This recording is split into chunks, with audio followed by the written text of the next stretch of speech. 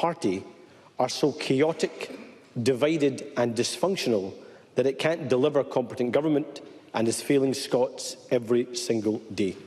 And I don't believe that changes if they purely change the face at the top. Let's look at the two candidates being suggested, Kate Forbes and John Swinney. There are already SNP ministers briefing journalists that if Kate Forbes was to become leader, they would actively look to stop her being able to form a government, and that would mean even more chaos. And John Swinney, the man who has been at the heart of the SNP government for the last 17 years, the heart of the SNP leadership for the last 40 years, the finance secretary that broke the public finances, and the worst education secretary in the history of the Scottish Parliament. Hardly the competence or the change our country needs. And second, it is about the democratic deficit. It would be untenable for the SNP to impose yet another unelected First Minister on our country, especially in these circumstances. And let me remind the Chamber what Nicola Sturgeon said when Rishi Sunak replaced Liz Truss as Prime Minister. She said we couldn't have a revolving door at Downing Street, that the office of Prime Minister was not the plaything of one political party, and that there would be a democratic outrage if it didn't go to an election and for the people to decide. If that's the principle the SNP rightly apply to Westminster and the UK, why do they now hold Scotland and this Parliament to a lower standard? Now, I know SNP members will point to Vaughan Gething as First Minister in Wales or other examples, but it's important to recognise the difference. Leaders stating that they would not complete full terms or leaving due to deeply personal circumstances and having a managed and orderly transition is very different from two leaders leaving in controversy and chaos. Because for the second time in as many years, we have scandal, incompetence and political self-interest, with the SNP putting party before country and imposing their choice on the people of Scotland. Because it should be for the people to decide who leads our country, not a backroom deal, not a stage-managed coronation or a small group of SNP members. And, Presiding Officer, I think the similarities now between the UK Conservative Government and the SNP Scottish Government are now so clear to see. Two political parties, both chaotic, divided, dysfunctional, unleadable, ungovernable, incompetent, distracted by internal wars, distant from the people's priorities and unable to fix the mess of their own making. Both looking to pitch community against community, both entrenched in the politics of division, and both unable to meet the ambitions, hopes and aspirations of the people. That's why our country is crying out for change. Yes, they want rid of this rotten Tory government across the UK, but they also want to move on from this dysfunctional and incompetent SNP government here in Scotland. That's why we need an election, so the people can decide. And it's getting clearer and clearer by the day that only Labour can deliver the change Scotland needs. And I can hear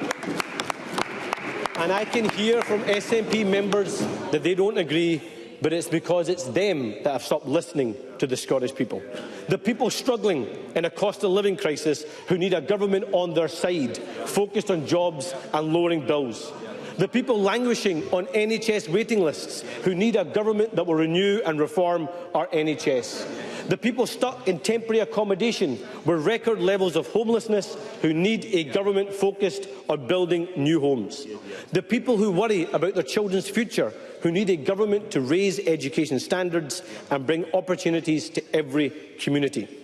The people who can see the huge potential of Scotland being squandered by two incompetent governments and who need a government that actually believes in economic growth and is willing to work with business. It is now clearer than it's ever been that it's time for the people of Scotland to have their say. It's time to elect a government capable of delivering on the ambitions and hopes of every person in our great country. And that's why, Presiding Officer, I have no confidence in this SNP government. I have no confidence that they can deliver the stability and competence we need. That's why it's time for change, and I move the motion in my name. Thank you. I now call the First Minister. Up to 6 minutes, please. Thank you, Presiding Officer. As this, of course, is my first opportunity to do so since my announcement on Monday, can I begin by putting on record my thanks to you, Presiding Officer, for the job that you've done throughout my tenure overseeing proceedings in this chamber. That said, Presiding Officer, I'm afraid that with this First Minister shortly leaving government, you may have one more raucous backbencher to have to manage. But can I also thank Anas Sarwar at the beginning of his remarks for his kind remarks. Can I thank actually everybody across the chamber, many who have sent me kind messages over the last 24 and 48 hours. I have to say, getting so many kind messages from the opposition has unnerved me ever so slightly. Nonetheless, let me concentrate on Anas Sarwar's remarks. He did start his speech by saying, for Anas Sarwar, this is not personal, then launched an attack on John Swinney and Kate Forbes. Yeah. Even by Anas Sarwar standards, that is the fastest Labour U-turn, Presiding Officer, I think I have ever seen. And Anas Sarwar also, throughout his speech, spoke about members of this Parliament being unelected. Let's be absolutely clear here. Every single member of this Scottish Parliament, SNP, Labour, Liberal Democrat, Conservatives, Greens, Alba, they are all elected. Let's not cast any doubt upon that. When it comes to attacking my colleagues John Swinney and of course Kate Forbes, let me remind Anas Sarwar that, of course, when they put themselves up for the vote, when they put themselves up to the people's verdict in the constituencies that they stood for, they won, unlike Anas Sarwar, Presiding Officer. So let's not talk about unelected versus elected. Everybody here is elected. Well, we know, of course, Presiding Officer, that the motion of no confidence today will be defeated. It does give me the opportunity to talk up our record and this government's considerable achievements, but also point out Labour's lack of substance, but also hypocrisy as well. And as I've found out, Presiding Officer, only too well in the last few days, politics is definitely about the choices we choose to make. And as a government, I am exceptionally proud of our choices. Where the Westminster Consensus, Labour and Tories, have chosen Brexit, Scotland chose to remain in the EU. Rishi Sunak, Keir Starmer both chose to retain the two-child limit and the rape clause. The SNP government opposes it. Labour chooses to lift the cap on bankers' bonuses, but not lift the cap on child benefits. The SNP choose differently. And Sir Keir Starmer, who of course Anas Sarwar answers to, chooses to commit to Tory spending and tax plans. These plans mean the wealthy will benefit from a tax cut, while the NHS and other public services get slashed to the bone. We choose progressive taxation to increase investment in the NHS and public services. We choose to launch a 10-year Just Transition Fund to support Scotland's drive to net zero, where, of course, Labour choose to ditch their £28 billion green energy pledge. And where Keir Starmer refused for months to call for an immediate ceasefire, even failing to condemn the collective punishment of the people of Gaza, I and the government I lead chose to be a voice for peace and humanity in the world. So yes, Presiding Officer, those are just some of the choices I and those in the seats behind me are so proud of. And what of the result of those choices? Attainment in Scotland at a record high. Record numbers of students from deprived areas entering our university. This year, this government's actions are lifting an estimated 100,000 children out of poverty. We continue to be the top destination for foreign investment outside of London. More people are coming to Scotland from the rest of the UK than leaving, and yet no one, in the opposition thinks about pausing for a second to ask why. Could it have something to do with the very choices this SNP government have made? Choices like the baby box, expanded childcare, free university education, free prescriptions, free nursing in personal care, free school meals, no bridge tolls, no hospital car parking charges, free bus travel for under 22s, those with a disability, those over 60, the game-changing Scottish Child Payment, and so much more. All because of the choices we have made, all because of our record. And all of that, Presiding Officer, in the face of 14 years of Tory austerity, a Brexit we didn't vote for, and a Westminster cost of living crisis we didn't create, but our people are suffering as a result of. So yes, I am proud of the record of the government that I have the honour of leading, at least for a little while longer. So, Presiding Officer, as I reflect on my time as First Minister coming to an end, I will remind the Chamber what I said when I first became First Minister. I promised my door would always be open. I promised that I would listen to good ideas that came from across the parliamentary chamber. And I have to say, in that whole time, the 13 months that I've been blessed, lucky to be First Minister, I haven't heard a single positive idea from Anna Sawar or the Labour idea. That's clear from this afternoon's debate. What I have heard, however, is the deafening sound of principle after principle being thrown out of Anna Sawar's window. You turning on the two-child cap, you turning on the devolution of employment law, you turning on the devolution of drug law, you turning on his support for WASPy women. So in conclusion, Presiding Officer, we on the SNP benches here will leave Labour to justify all of that if they can. We will never do anything other than stand by our values, stand by Scotland's values. The true vote of no confidence that the people of Scotland really need and they deserve is a vote of no confidence in this failing, miserable union that is holding Scotland back and inflicting damage on the people and the economy of this country. The cosy Westminster Alliance represented here today are terrified of such a vote. Why? Because they know what the result will be. So I urge the Chamber, Presiding Officer, to reject this motion and let's start focusing on the real priorities of the people of Scotland. Thank you. Thank you. I now call on Douglas Ross. Thank you, Presiding Officer. And on a personal level, can I wish Humza Yousaf well as he prepares to leave office? I think it's been clear that I have disagreed with many of the policies he has introduced in his time, but he has served our country as First Minister for a year and in government for over a decade. And it's also been very clear during his time in office, and particularly during his resignation statement on Monday, that family is important to him. It is integral to everything he does. And while he will have reflections and I'm sure regrets over the coming months and years, I know he will take comfort in being able to spend more time with the family he cherishes, and one that is going to get bigger in a few months' time. So we wish him well for that as well. But, Presiding Officer, Scottish Conservatives will vote in favour of the motion today. We want to see the SNP government removed and will look to use every opportunity to do so. Yet Labour have failed to build the majority they need in this Parliament to achieve that. In contrast, my party's vote of no confidence in Humza Yousaf was successful. Humza Yousaf has announced he is resigning from the office of First Minister.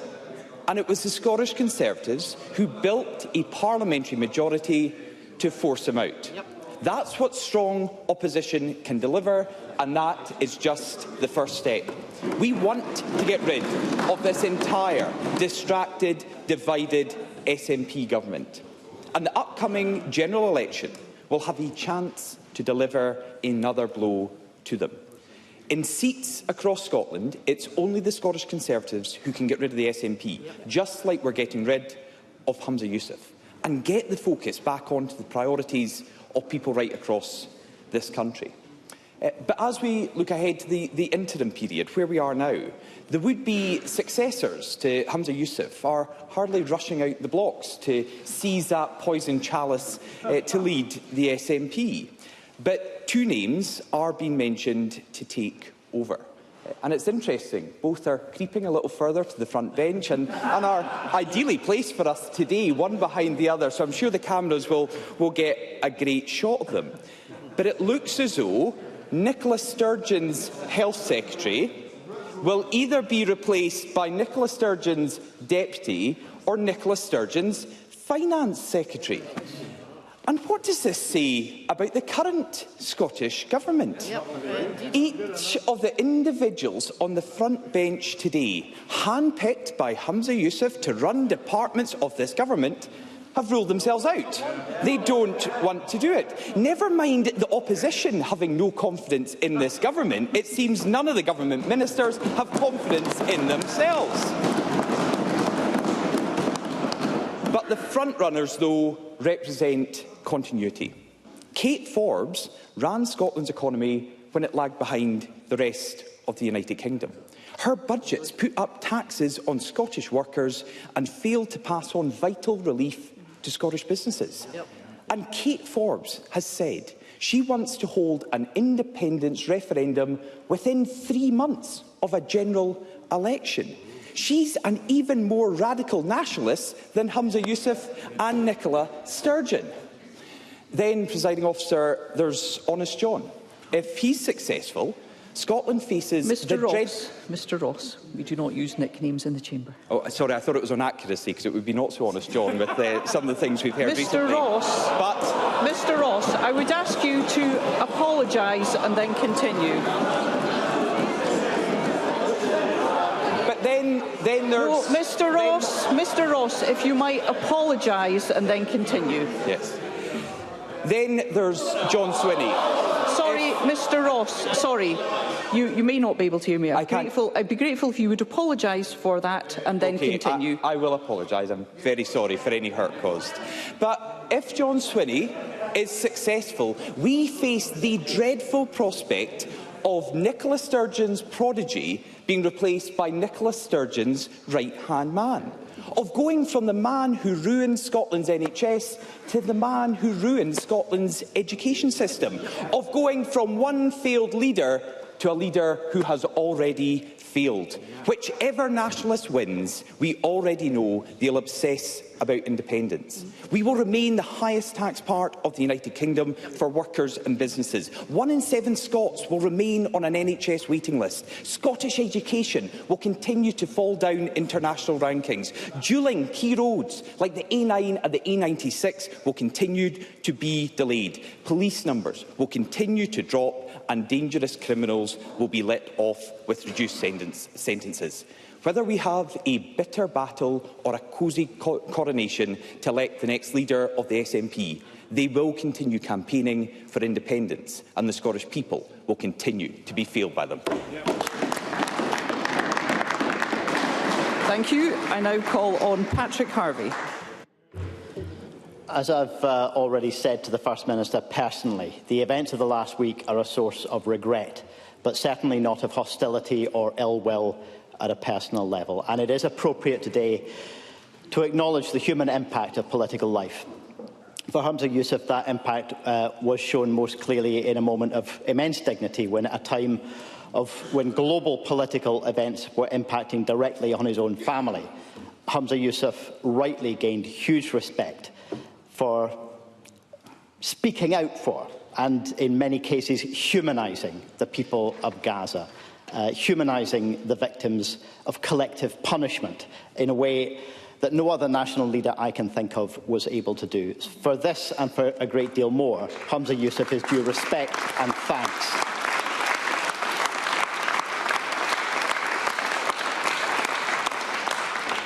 And all of our thanks for his service to the country. Now, others may have a very long list of grievances. They may have an implacable hostility to everything the First Minister or the SNP or the Butte House Agreement represents.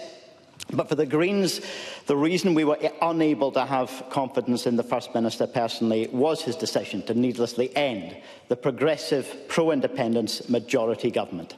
It is to his credit that he's taken personal responsibility and announced his resignation. I don't celebrate that in any way, but I do believe it was necessary. And in the light of that decision, a vote of no confidence in the First Minister personally would have been performative and petty, and I welcome the fact that it's been withdrawn. But a vote of no confidence in the Scottish Government as a whole, this proposal betrays the true motives of others. Chaos for the sake of chaos. Let's just consider what would happen if it passed. let's just consider what would happen if it passed. A month to seek another government, then an election around the time that voters around the country were heading off on their summer holidays, a new government formed perhaps by August, leaving, if members will permit another viewpoint to be heard, leaving just a little more than a year and a half until the legally required dissolution for the 2026 election. And in that time, what would happen to the legislation that's urgently needed? A housing bill has just been introduced with measures on homelessness prevention and long-term rent controls. We have a need for a climate reset following the admission that Scotland is years behind where we should be on emission cuts. Or one of the few areas of climate policy that's been praised in the last couple of years, the Heat and Buildings programme, which needs legislation soon if it's going to be completed in time to accelerate the emission cuts from a previously neglected sector. All of this and much, much more would be delayed, and then after less than 2 years, yet another government, potentially with a different policy agenda altogether. Presiding Officer, fixed-term parliaments are intended to give stability, and they have done so in contrast with more than a decade of chaos in Westminster politics. It should be clear to everyone that both Labour and the Conservatives don't actually want stable self-government for Scotland. Greens do. Now, we already had the best option, a stable, progressive, pro-independence majority government, and I regret that it hasn't been allowed to continue. The government will no longer be a majority government. But minority government can work. It's happened before, and it can happen again. It's not beyond the ability of any political party in this chamber to work constructively in that context if they choose to.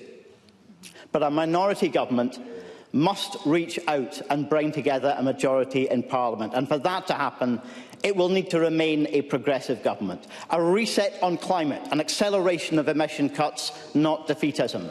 A bold commitment to equality, not a shabby compromise with a nasty, divisive culture war mentality that we see from elsewhere. And continued redistribution, which will be all the more important if an incoming UK Labour government carries out its threat to stick to Tory fiscal rules, meaning even more austerity. That's the progressive agenda, which is still capable of providing stable government for Scotland, instead of the chaos that the Labour motion seeks. Thank you. And I now call on Willie Rennie. Politics can be ugly, and never more so than the last week, but I have to pay great tribute to the First Minister, for I thought in a moment of great stress that he made a speech of great dignity and grace.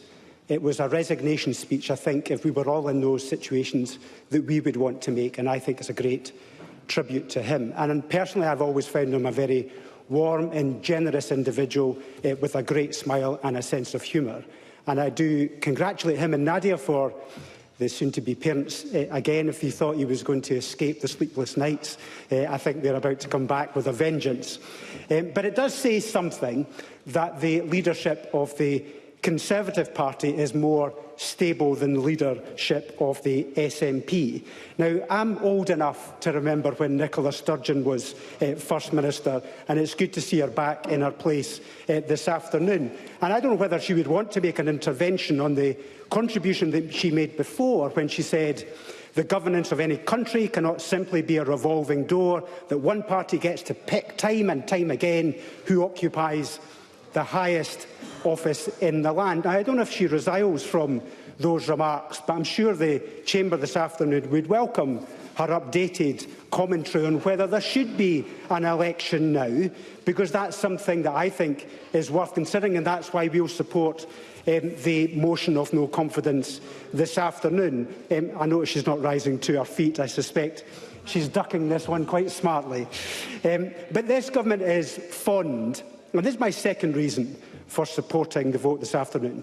This government is fond of saying that it's the best in the UK. Now, the best, I don't think, is how you could judge the view of the single mother in my constituency who went without food in order to pay for her private dental bills because she couldn't get an NHS dentist. Or the elderly man I met who was wincing with pain because his operation had been delayed once again for his hip operation, or the classroom assistant who had a broken wrist right in front of me because she had a violent incident with a pupil in a class, or the islanders who are desperately waiting for a reliable ferry service. They're not saying that this is the best, but this government is riddled with complacency. It believes that somehow, because we're marginally better on some occasions than the Conservative government, that somehow we should be grateful for the performance of this government. And I think that is the second reason why we need a renewed mandate for this Parliament, and that's why we should have an election. Now, Jamie Hepburn, I'm a big fan of Jamie Hepburn. Many people have heard me talk about Jamie Hepburn before.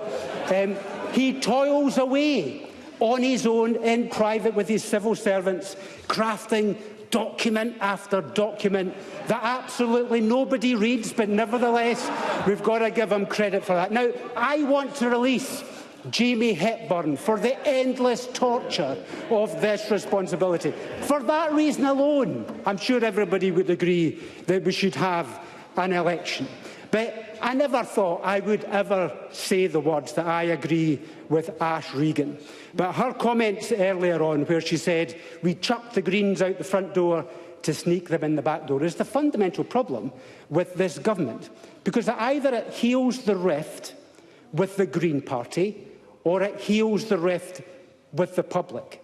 And it can't do both. That was Humza Yousaf's view last week, that the Butte House agreement couldn't continue, that it was dragging down the SNP, so therefore we needed to have that break.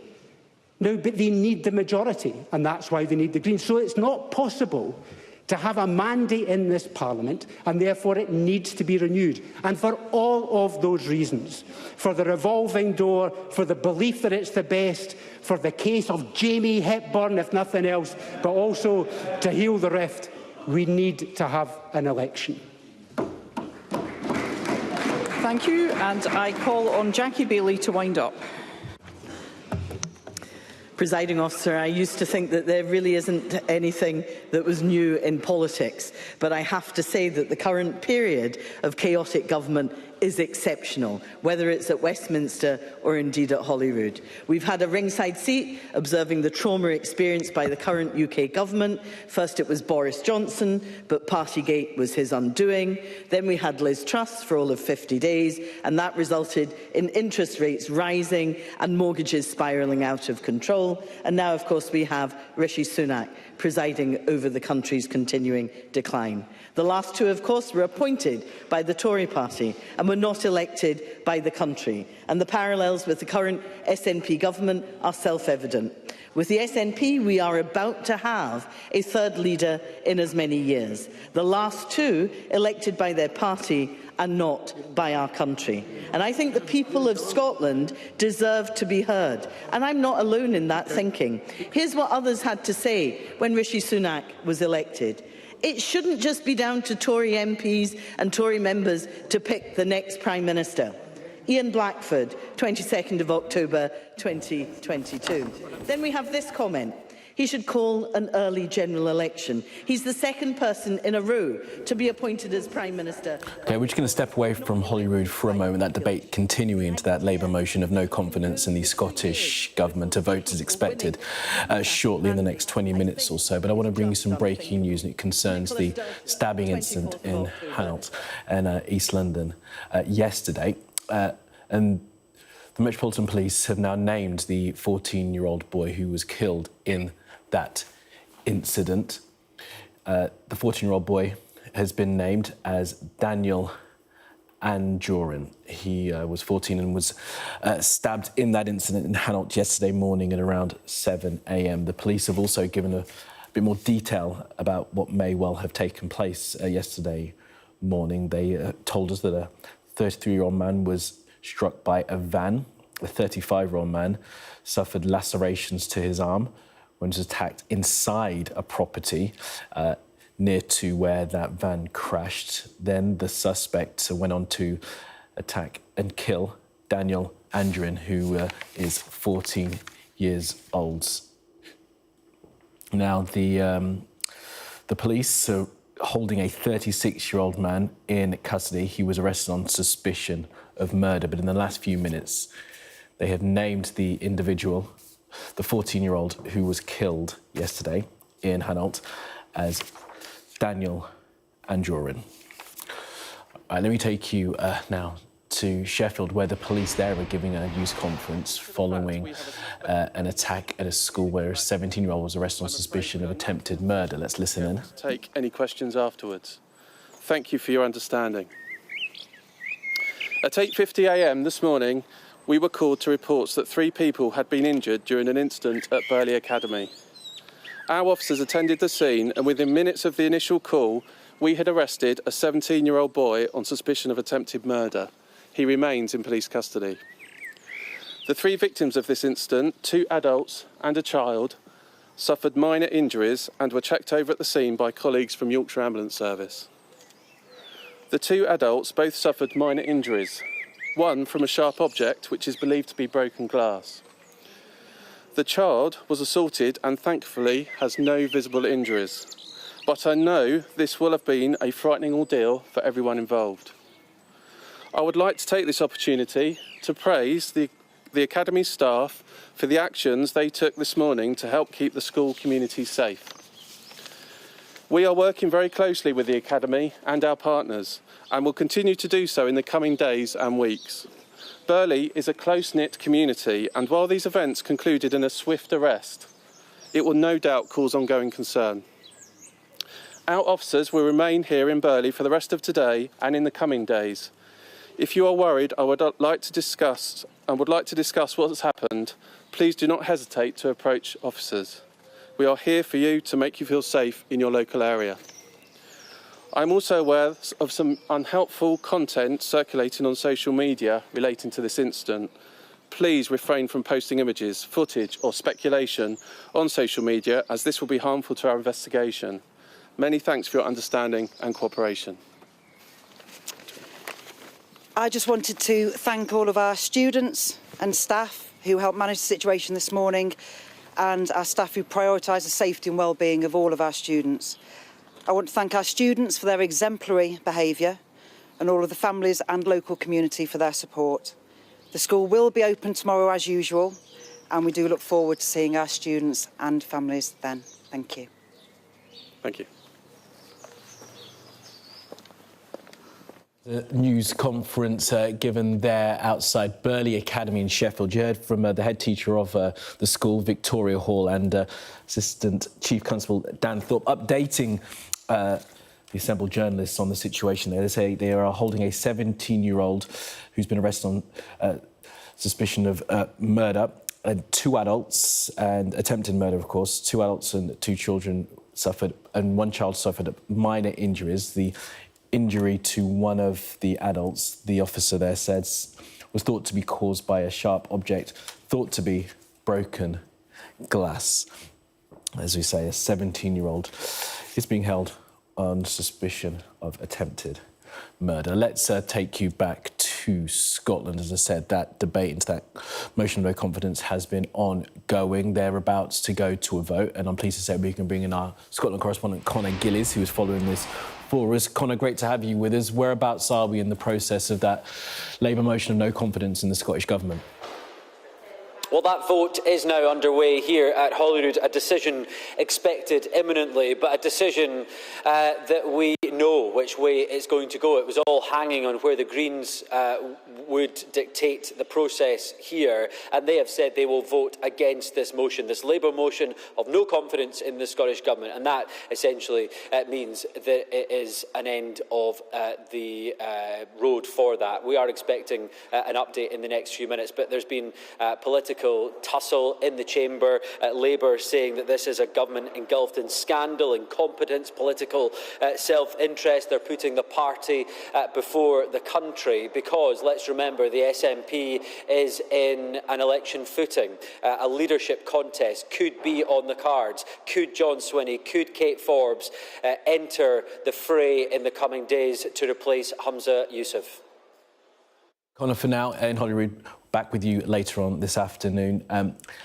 And as I said just a few minutes ago, the name of that 14-year-old who was killed in that attack in Hainault was released by the police. It's Daniel Anjorin, and the police have released a picture of him as well. Let's bring in our correspondent Daniel Henry, who's at the scene for us now. So, Daniel, we now know that 14-year-old's name, Daniel Anjorin. That's right, and we now have an image of the young boy who was killed here just on his way to school outside that tube station, Hainault, just behind me, yesterday morning. And in the hours that have passed since this senseless killing, we've learned a few more things that have been really chilling, to be honest. We've learned now that the young boy, Daniel, went to a private school not far from here called Bancroft's. It's an independent private school, very popular with families in East London.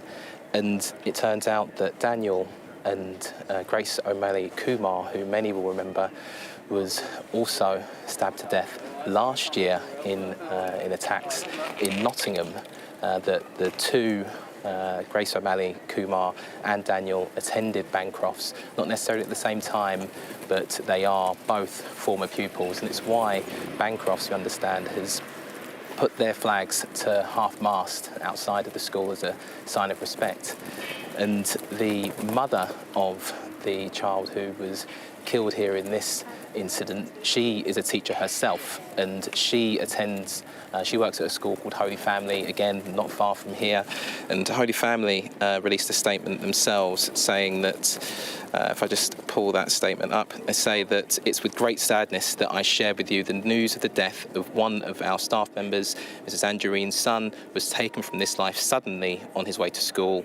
Please keep Mrs. Anjorin and her husband and their other children in your prayers. I think these are sentiments that will be shared by many who are watching this incident with utter horror at the reality of a 14-year-old boy going to school and not making it home safely. OK, Daniel Henry there at Hainault, thank you for that. So that 14-year-old boy, Daniel Anjorin, who was killed yesterday in that stabbing incident, and there's his picture.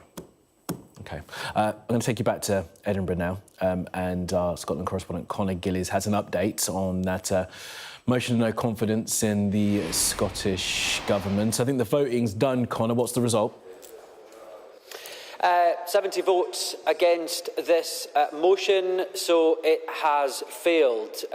The Scottish Government, the SNP-led government here, declaring a victory after what has been a difficult week, the only victory they can say they have achieved in the past few days. This has been really difficult for the First Minister, Humza Yousaf, who is departing office in the coming days or weeks. The SNP is set for a leadership battle. Could there be a divide? Let's have a quick word with Nicola Sturgeon. She's here in Holyrood. Let's see if we can speak to her in just a second. But, you know, that no confidence vote did fall, Labour pushing that in the last half an hour or so. And let's see if we can have a quick word. Nicola Sturgeon, who do you think you should back with? I've already spoken to you today, as you know. Who do you think should stand in this contest? Would you back John Swinney? Former First Minister Nicola Sturgeon there, and she told the media a short while ago that a contest could be a challenge for the party, but it was for Kate Forbes or John Swinney to decide if it was the right thing for them to do. A lot of rhetoric from the opposition politicians here in Edinburgh within that vote of no confidence and the debate that ultimately led up to that moment. A lot of discussion around the Greens and clearly ditching them from government in the past week. Humza Yousaf making that fatal miscalculation that ultimately ended his political career. A suggestion that the Greens could be chucked out the back door by Humza Yousaf and brought brought back in via the front door by the replacement for Humza Yousaf, whoever that may be. Also interesting, the Greens in their position saying that whoever comes next needs to continue the progressive agenda, as they put it. Is that a dig at Kate Forbes and what she has said in the past around things like eco-marriage? If she comes into the mix, into this leadership contest that may or may not be looming, will that be something that she will have to confront with the Greens? Can she rely on their support? We are expecting to hear from more politicians as they filter out of the chamber here, but Nicola Sturgeon, not saying too much there, but to be fair, she did say a few words to all the assembled journalists as she entered the chamber a short while ago, and she is not getting involved in the drama of what comes next. All right, Connor, thank you for that, and a good attempt at getting a word from Nicola Sturgeon, but you'll hang around there and I'm sure you'll get a chat with one or two of the others. Thanks, Connor Giddens there, our Scotland correspondent. All right, let's take you to California now, and scenes of violence on college campuses as protesters clashed and riot police were called in to calm a major incident at a university in LA. A warning, there is some flash photography in the footage coming up. Now, it all began when a group of pro-Israeli protesters